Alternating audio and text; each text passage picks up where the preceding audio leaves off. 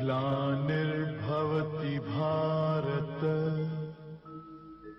अभ्युत्थानम् अधर्मस्य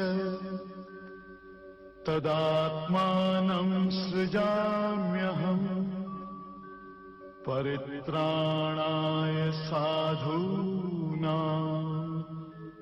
विनाशाय च दुष्कृताम् धर्म संस्थापनार्थाय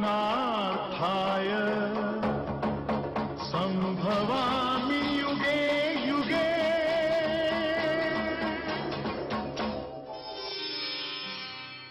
नमस्कार दर्शकों, जीवन सार गीता। हम पिछले कई एपिसोड्स में चर्चा करते आ रहे हैं कि हमारे जीवन का यदि कोई सार है तो वो हमें गीता ही दिखलाती है। सही रास्ता और सही मंजिल पर लेके जाने वाला कोई अगर हमारा हम सफ़र है तो वो गीता ही है। और भी हमारे मन में जो प्रश्न है उनका सॉल्यूशन आज हम फिर से लेंगे ब्रह्मा कुमारी शिवमणि बहन से। तो बहन जी, आपका बहुत स्वागत है। नमस्कार। ओम शांति। ओम शांति। जब हम गीता के बारे में चर्चा कर रहे हैं तो पिछले एपिसोड में हमने जाना कि आज दिन तक मैं अपने आप को शरीर समझ रही थी, तो शरीर का दुख मुझे फीलिंग में आता था और दूसरों को भी शरीर ही समझ रही थी तो उनको खोने का भी दुख मुझे लगता था। और हमने जाना कि मैं इससे ऊपर हूँ, अर्थात जो कभी मरता ही नहीं है ना कभी मारता है, वो मैं आत्मा हूँ। गीता में हम कई बार ऐसा सुनते हैं कि जो शरीर है वो वस्त्र है। तो हम देखते हैं कि व्यक्ति अलग है, मनुष्य अलग है और वस्त्र अलग है। फिर ऐसा भला क्यों भगवान ने गीता में कहा कि वस्त्र और शरीर एक जैसे है? ये दोनों का कुछ सामंजस्य है या कुछ उदाहरण के लिए भगवान ने कहा है? इसके ऊपर आप ज़रा प्रकाश डालेंगे आज? यहाँ पर हम बहुत विस्तार रूप में चर्चा कर चुके हैं कि देह नाश होता है लेकिन आत्मा का कभी नाश नहीं होता। आत्मा जो है अविनाशी शक्ति है। अविनाशी शक्ति आत्मा को कभी कोई मार भी नहीं सकता, आत्मा कभी भी मर भी नहीं जाती, आत्मा का अंत हो ही नहीं सकता। ये समझाने के बाद, जैसे कि आपने पिछले बार भी पूछा कि ये जो देह है उसका तो अंत होता है, तो लोग समझते हैं हमने मार दिया। इसीलिए यहाँ पर भगवान वस्त्र के साथ हमारे देह को कंपेयर कर रहे हैं। सुंदर रूप से भगवान हमें गीता के अध्याय में ये स्पष्ट कर रहे हैं कि गीता के दूसरे अध्याय के 22वें श्लोक में परमात्मा ये कहते हैं कि वासांसि जीर्णानि यथा विहाय नवानि गृह्णाति नरोपराणि तथा शरीराणि विहाय जीर्णानि अन्यानि संवाति नवानि देहि। अर्थात ये जो मनुष्य है, मनुष्य जैसे वस्त्र पुराना हो जाता है तो पुराने वस्त्र को त्याग कर नया वस्त्र धारण कर लेता है, ऐसे ही ये जो आत्मा है जब शरीर रूपी वस्त्र पुराना हो जाता है तो उस पुराने वस्त्र को भी त्याग कर आत्मा नया शरीर रूपी वस्त्र धारण करती है। यहाँ पर भगवान ये जो शरीर है इसको वस्त्र के साथ कंपेयर कर रहे हैं। यहाँ पर बहुत अच्छा ज्ञान हमें स्पष्ट होता है। जैसे व्यक्ति अपने जीवन में रोज वस्त्र तो पहनते हैं, वस्त्र पहनते समय जब हमारा वस्त्र पुराना हो जाता है, आपके घर में आपके माता पिता कोई भी आपके संबंधी आपके लिए नया वस्त्र लेकर आएंगे, बोलेंगे आपका वस्त्र तो पुराना हो गया, ये ड्रेस पुराना हो गया है, इसे छोड़ो, नया ड्रेस पहनो। तो आप कभी ये कहेंगे कि नहीं मुझे ये पुराना ही कॉपी है, नया नहीं चाहिए? ऐसे तो नहीं कहेंगे। बिल्कुल, कहीं ना कहीं ऐसा होता है कि पुराना ड्रेस होते हुए भी नया आता है तो खुशी होती है। बहुत खुशी होती है। खुशी से हम बोल देंगे कि मुझे चाहिए। जब वो ड्रेस हमें नया मिलता है तो तुरंत हम स्वीकार करने को तैयार है। ऐसे ही ये शरीर रूपी ड्रेस भी अभी पुराना हो गया है। जब इसको छोड़कर नया प्राप्त करने की बात आती है तो लोग डर जाते हैं, क्योंकि हम इस देह को वस्त्र नहीं समझ रहे हैं। इसीलिए भगवान इस देह को वस्त्र के रूप में कंपेयर करके यहाँ पर बोल रहे हैं। जैसे आप मार्केट में जाते हैं, मार्केट में जाते समय वहां पर बहुत बड़ा कपड़े का शोरूम आपको दिखाई देता है। आप उस कपड़े के शोरूम के अंदर जाते हैं तो वहां पर जो ड्रेस है आपको बहुत पसंद आता है, तो आप एक ड्रेस सेलेक्ट करके ले आते हैं घर में। तो घर वालों को दिखाते हैं इतना अच्छा ड्रेस मिला इसलिए मैं लेकर आई। तो बाद में घर वाले कहते हैं ड्रेस तो बहुत अच्छा है लेकिन आज मत पहनना, क्योंकि आज हमारे घर में कोई फंक्शन तो है नहीं। लेकिन 3 महीने के बाद इतना बड़ा प्रोग्राम होने वाला है घर में, उस दिन ये ड्रेस आप पहन लो। ऐसे कहते हैं तो आप क्या करते हैं, उस ड्रेस को गॉडरेज में वैसे ही रख देते हैं। 3 महीने के बाद जिस दिन आपके घर में फंक्शन है उस दिन आप उस ड्रेस को पहनते हैं, तो तब क्या उसको नया ड्रेस कहेंगे या पुराना ड्रेस? नया ही कहेंगे, क्योंकि अभी तक उसे इस्तेमाल नहीं नहीं किया। जैसे दुकान में वो पैक था, हमने वैसे ही कबर्ड में पैक रखा था, और जब यूज करने के लिए निकाला एकदम फ्रेश ही आप था। बोलेंगे नया ड्रेस, संबंधियों को भी बोलेंगे आज मैंने नया ड्रेस पहना है। अगर वही ड्रेस आप वापस लेकर जाइए दुकान में, बोलिए नया ड्रेस है आप वापस ले लो, दूसरा ड्रेस दे दो, नहीं, वो तो अभी इस्तेमाल हो चुका है। वो कहते हैं 3 महीने पहले लेकर गए थे, तो 3 महीना हो चुका, तो उनके दृष्टि में वो 3 महीना पुराना हो चुका है, लेकिन हमारे दृष्टि में वो अभी भी नया ही ड्रेस है। ऐसे सोच के आप नया ड्रेस को पहन ली, उस दिन फंक्शन था, नया था। ऐसे ही एक 15-20 दिन कंटिन्यू बार बार आप उस ड्रेस को यूज करेंगे, 20 दिन के बाद उसको नया कहेंगे या पुराना?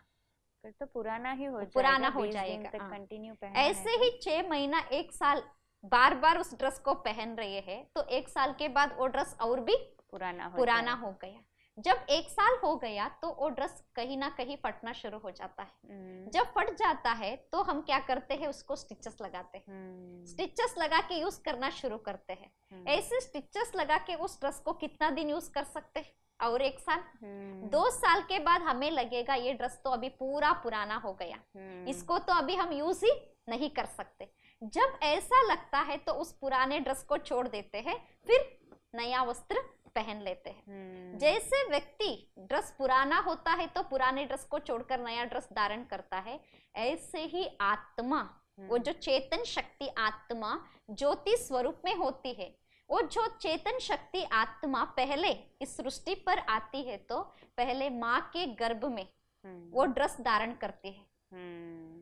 जैसे मार्केट में आप गए, शोरूम में ड्रेस था पूरा नया, ऐसे आत्मा माँ के गर्भ में जाती है तो आत्मा के लिए शरीर रूपी ड्रेस भी उतना ही नया है जितना वो शोरूम में था।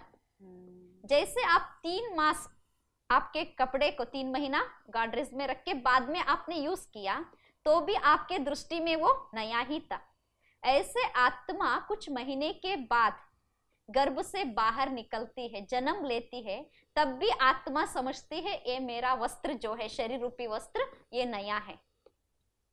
लेकिन मार्केट वालों के दृष्टि में वो क्या है, 3 महीना पुराना था। ऐसे डॉक्टर के दृष्टि में भी वो शरीर क्या है, अभी पुराना है, लेकिन उस आत्मा के दृष्टि में क्या है, नया शरीर है। ऐसे समझ के हम उस नया शरीर रूपी ड्रेस को यूज करना शुरू करते हैं। उसमें बाल्यावस्था, युवावस्था, प्रौढ़ावस्था, उस समय तक आते आते बीच बीच में कोई ना कोई बीमारी आ जाती है शरीर रूपी ड्रेस को भी। जब बीमारी आती है तो डॉक्टर के पास जाते हैं, डॉक्टर से मेडिसिन लेते हैं, इंजेक्शन लगवाते हैं, इसको रिपेयरिंग करते ही रहते हैं इस शरीर रूपी ड्रेस को। लेकिन कभी कभी व्यक्ति को इतना बड़ा बीमारी आ जाती है तो डॉक्टर बोलते हैं इस बीमारी के लिए आपको ऑपरेशन करना ही पड़ेगा। जब डॉक्टर ऑपरेशन करते हैं तो इसको भी स्टिचेस डालते हैं। माना जैसे पुराना वस्त्र हो जाता है, हम सिलाई करते हैं तो ये शरीर भी पुराना होता है, कुछ बीमारी आ जाती है तो उसमें भी स्टिचेस के रूप में सिलाई इसको भी सिलाई करते हैं। जैसे उस ड्रेस को हम सिलाई करते थे, फट जाता था तो उसको सिलाई करके यूज करते थे, ऐसे इस ड्रेस को भी यूज करना शुरू करते हैं। ऐसे 1 ऑपरेशन 2 ऑपरेशन, बार बार बीमारी। एक दिन ऐसा समय आ जाता है कि आत्मा को लगता है ये वस्त्र पूरा पुराना हो गया, शरीर रूपी वस्त्र। तब उसको महसूस होना शुरू होता है कि अब इस ड्रेस में रहने से मुझे कोई फायदा नहीं है। जैसे वो ड्रेस पूरा फट जाता है, पुराना हो जाता है 2 साल में, तो व्यक्ति क्या करता है, उस पुराने वस्त्र को छोड़कर फिर नया वस्त्र धारण करता है। ऐसे ही जब एक तन पूरा पुराना हो जाता है तो आत्मा भी क्या करती है, इस पुराने शरीर रूपी वस्त्र को छोड़ती है, फिर से माँ के गर्भ में जाकर नया शरीर रूपी वस्त्र धारण करती है। यहाँ पर जन्म और मरण, इसका अर्थ सिर्फ इतना ही है कि वस्त्र बदलना। वस्त्र बदलना ये कोई बड़ी बात नहीं है, इजी से बदल सकते हैं। जैसे उस वस्त्र में कोई व्यक्ति हमें नया ड्रेस दे देगा तो हम खुशी खुशी से पुराना वस्त्र छोड़ देंगे। ऐसे ही जब आत्मा ये पुराना शरीर छोड़ेगी तो उसके लिए नया शरीर भी रेडी है। बिल्कुल, हमें ये समझना चाहिए आत्मा बार बार इस शरीर रूपी ड्रेस को भी बदलती रहती है। यहाँ पर जन्म और मरण माना सिर्फ ड्रेस और एड्रेस, इस दो चीजों को बदलने के लिए जन्म और मरण कहते हैं। सही, क्योंकि हम शरीर बदल रहे हैं माना ड्रेस बदल रहे हैं, और क्योंकि आत्मा अलग अलग जगह पर कभी यहाँ कुछ एक शहर में एक देश में, तो अगले जन्म में दूसरे शहर दूसरे देश, अर्थात उसका एड्रेस भी बदलेगा। तो सरल शब्दों में आत्मा अपना ड्रेस और एड्रेस बदलते रहती है। जिस प्रकार से मनुष्य अपना ड्रेस बदलता है उसी प्रकार से आत्मा भी ये शरीर रूपी ड्रेस और वो जहाँ पे निवास करती है वो एड्रेस बदलती है। जैसे किसी व्यक्ति को, जो जॉब करने वाला व्यक्ति होता है, उसको ट्रांसफर होता रहता है बीच बीच 2-3 साल में। 2-3 साल के बाद जब उसको ट्रांसफर होता है तो उसका शहर का एड्रेस चेंज हो जाता है। लेकिन एड्रेस चेंज होने के बाद पहले जो एड्रेस बोलते थे, अभी अच्छा ट्रांसफर हो गया, दूसरा एड्रेस बोलने में क्या उसको तकलीफ होती है क्या? वो तुरंत अपने माइंड को सेट कर देते हैं, मैं पहले इस एड्रेस में था, अभी इस एड्रेस पे हूँ। लेकिन आत्मा यहाँ पर क्या सोचती है कि अगर मैं इस देह को त्याग दूंगी तो फिर मेरे को दूसरा एड्रेस तो मिलेगा ही, दूसरा शरीर रूपी ड्रेस भी मिलेगा। ऐसे ट्रांसफर होके दूसरी जगह पर आत्मा जन्म भी लेगी तो एड्रेस भी मिलेगा ही, लेकिन उसका परिचय यथार्थ रूप में ना होने के कारण डर जाते। तो कहाँ पर भी अगर ये डर है मनुष्य में, माना वो अपने आप को शरीर समझ रहा है इसलिए ही डर है। यदि हर कोई अपने आप को मैं आत्मा हूँ इसमें निश्चय कर ले तो उसे ये ड्रेस और एड्रेस बदलने का भी डर नहीं होगा, क्योंकि आज यहाँ है तो कल किसी और जगह तो होना ही है, ये भी स्मृति रहेगी। आज ये जो देहधारी है वो मेरे संबंधी है, अगले जन्म में कोई और एड्रेस में मैं जन्म लूँगी तो वहाँ पर भी मेरे कोई और देहधारी रिश्तेदारी के रूप में होंगे, रिलेटिव्स के रूप में होंगे। तो सिर्फ वहाँ पर से एड्रेस बदल के हमें दूसरे रिलेटिव्स रिश्तेदारों के रूप में मिलेंगे, परंतु मिलना तो है ही, देह भी और देह के रिलेटिव्स भी। तो हमें उतना ही खुशी से देह त्यागना चाहिए जितना खुशी से हम पुराने ड्रेस को छोड़ते हैं। बिल्कुल, परंतु होता यूं है कि जैसे आपने बताया कि मोह, ये देह और देहधारियों में मोह इतना जकड़ जाता है। जैसे हम देखते हैं कि अगर हमारा कोई रूम है उसमें पुराना कबर्ड है तो उसके साथ में हमें देखने की इतनी आदत हो जाती है वो कबर्ड को, भले ही वो पुराना हो गया है, परंतु कुछ दिनों के लिए उस कबर्ड को रूम में से बाहर निकाल दिया जाए तो वहाँ का एक खालीपना, वो कोना हमें खाली नज़र आता है कि यहाँ पे से बार बार स्मृति आती है कि यहाँ पे वो कबर्ड की जगह थी और कबर्ड था। उसी प्रकार से हमारा कोई देहधारी है, रिलेटिव है, वो छोड़ जाता है हमें। जैसे आपने कहा कि शरीर की मृत्यु होती है, आत्मा तो भले मृत्यु नहीं हुई है पर हमसे तो दूर चला गया, तो वो दुख होता है। या फिर खुद के लिए भी ये दुख होता है कि मैं चले जाऊंगा तो मेरे आगे ये जो मेरे रिलेटिव्स है, ये जो मेरे देहधारी है, उनको भी दुख तो होगा ही। दुख होगा तब जब हम देह समझेंगे, दूसरे को देह के रूप में देखेंगे। अगर हम आत्मा के दृष्टि से देखना शुरू करेंगे तो हमें अपने मृत्यु का भी भय नहीं होगा, क्योंकि पुराना शरीर जा रहा है, उसके बदले नया शरीर मिल रहा है। रोगी शरीर जा रहा है, निरोगी शरीर मिल रहा है।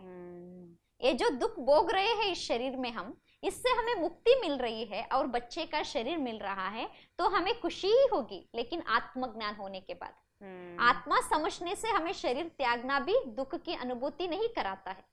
ऐसे ही हमारे संबंधियों को हम देखते हैं कि उनको भी बहुत सारे बीमारियां होते हैं, हमारे आगे वो तड़प रहे हैं, दुखी हो रहे हैं, लेकिन हम फिर भी सोच रहे हैं हमारे साथ रहे। अगर वो भी शरीर त्याग देंगे तो उनको भी नया ड्रेस रेडी है, शरीर रूपी ड्रेस रेडी है। लेकिन आत्मा जो अविनाशी है, अगर उनके साथ हमारा हिसाब किताब है तो फिर शरीर को चेंज करके फिर वही आत्मा हमारे साथ फिर आएगी। बिल्कुल, इसलिए हम देखते हैं कि कई बार ऐसा होता है कि घर में जो छोटा बच्चा जन्म लिया है हम उसे कंपेयर करते हैं या हमें वो स्मृति दिलाता है कि हमारे घर में जो पहले ये व्यक्ति होकर के गए हैं, ये वही उनमें जो आत्मा लक्षण है, थे वही लक्षण इनमें इसमें दिखाई है। देते हैं। अर्थात वो जो हमारा उनके साथ में हिसाब बाकी था, अकाउंट था, जैसे हमने किसी को उधार दिया तो वो उधार हमें वापस चुकाता है, तो हमने उनके साथ में जहाँ पर संबंध बनाए थे, जो सुख दुख का लेन देन हुआ था, वो पुनः उसका लेन देन आगे बढ़ाने के लिए या उसको फिर से न्यूट्रल करने के लिए वो हमारे घर में वापस से जन्म लेता है। क्योंकि अभी भी उनका और हमारे बीच में जो संबंध था, जो ऋण था, अभी तक चुक नहीं हुआ है, हिसाब किताब चुक नहीं हुआ है। तो उस कार्मिक अकाउंट के कारण फिर भी वो आत्मा हमारे घर में ही आएगी।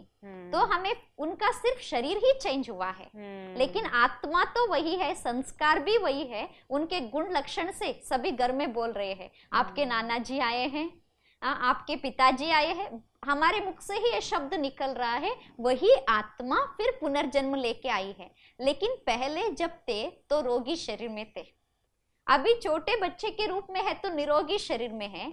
तो हमें दुखी होना चाहिए या खुश होना चाहिए? खुशी होनी चाहिए, परंतु हम देखते हैं जब कोई जन्म लेता है तब खुशी होती है और उसकी मृत्यु होती है तो दुख होता है। अगर ये फीलिंग आ जाए, जैसे आप कह रहे हैं कि वो जन्म लिया है तो उसकी मृत्यु भी निश्चित है और फिर वापस से वो हमारे साथ ही हिसाब चुकता करेगा। तो इसलिए भगवान हमें यहाँ बहुत सुंदर बात स्पष्ट कर रहे हैं कि वासांसि जीर्णानि यथा विहाय नवानि गृह्णाति नरोपराणि तथा शरीराणि विहाय जीर्णानि अन्यानि संवाति नवानि देहि। अर्थात जैसे व्यक्ति पुराने वस्त्र को छोड़कर नया वस्त्र धारण करता है, ऐसे ही आत्मा पुराने शरीर रूपी वस्त्र को त्याग कर फिर नया शरीर रूपी वस्त्र धारण करती है। आत्मा जन्म मरण में आती है, लेकिन ड्रेस और एड्रेस इसको ही चेंज करती है। बिल्कुल। तो इसी स्मृति के साथ कि हम ये ड्रेस में और आप ये ड्रेस में, हम कई एपिसोड से मिल रहे हैं और आपने इस ड्रेस के द्वारा इस ड्रेस को बहुत अच्छी इन्फॉर्मेशन दी और बाकी भी दर्शकों को बहुत अच्छा इन्फॉर्मेशन मिला, इसलिए आपका बहुत बहुत धन्यवाद। नमस्कार। ओम शांति। दर्शकों, हमने जाना कि मैं आत्मा हूँ, ये स्मृति तो पक्की होती ही है, होती ही जा रही है और भी होगी ही, पर ये स्मृति भी हम और पक्की करें कि मैं आत्मा इस ड्रेस में हूँ। अर्थात जिस प्रकार से जब नया ड्रेस, नया वस्त्र हम लेते हैं तो पुराने का जाने का हमें गम नहीं होता है, नए के आने की खुशी होती है। उसी प्रकार से मैं आत्मा इस शरीर में हूँ और मुझे ये पुराना वस्त्र त्याग कर नया वस्त्र मिलना है।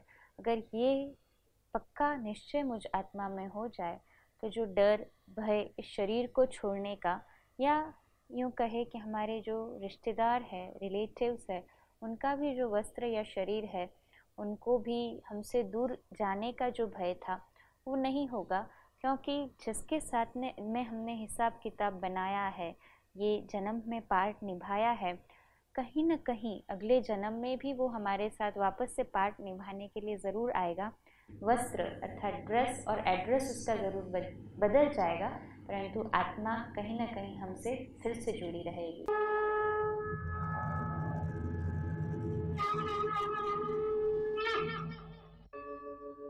यदा यदा हि धर्मस्य ग्लानिर्भवति भारत अभ्युत्थानम् अधर्मस्य तदात्मानं सृजाम्यहम् परित्राणाय साधूनां विनाशाय च दुष्कृतां धर्म संस्थापनार्थाय संभवामि